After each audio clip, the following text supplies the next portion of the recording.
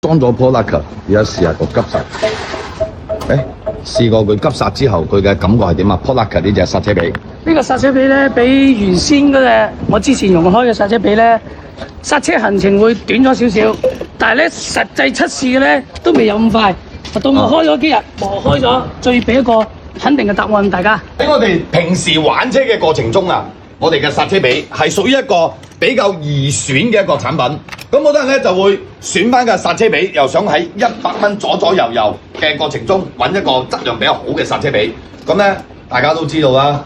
咁喺選擇嘅時候咧，好多人都中意崇洋愛美啊，都係感覺到外國的 new 就是不一樣。咁咧就導致好多嘅國內嘅經銷商就會攞啲英國嘅品牌啊，或者日系品牌。真係中美法日歐有群歐有隻抽。呢個 Polaka 聽講就話喺網上啊講得好鬼死巴閉喎，又咩杜卡迪嘅748又好咩都好，都用緊呢一隻剎車髀嘅喎。咁咧，你覺得就係睇外觀同埋睇佢啲做工，你覺得佢點啊？即係睇翻啲做工。外觀嚟講還算可以，即係佢俾到，即係揸上手個重量咧，就係比平時嗰啲咧就會在手啲啦。喂，嗰啲紅銅好似都嗰啲紫銅都好似幾多喎？紫銅多係咪代表佢比較剎得比較耐磨啲，就比較耐磨啲係嘛？咁啊裝上車試試先咯，睇下佢嘅效果。咁啊佢講咧，廠家講就話佢呢一個屬於一個陶瓷皮，咁啊又做呢個紫銅啦，同埋碳纖維啦、鋼啦各方面就令到佢比較襟磨。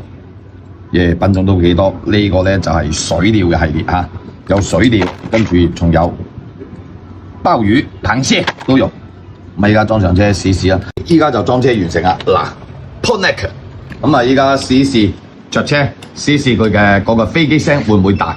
就係需唔需要磨一磨之後佢嘅飛機聲先至會大咧？OK 未啊，師傅？咁啊依家等佢着緊車嚇。OK， 依家試試聲。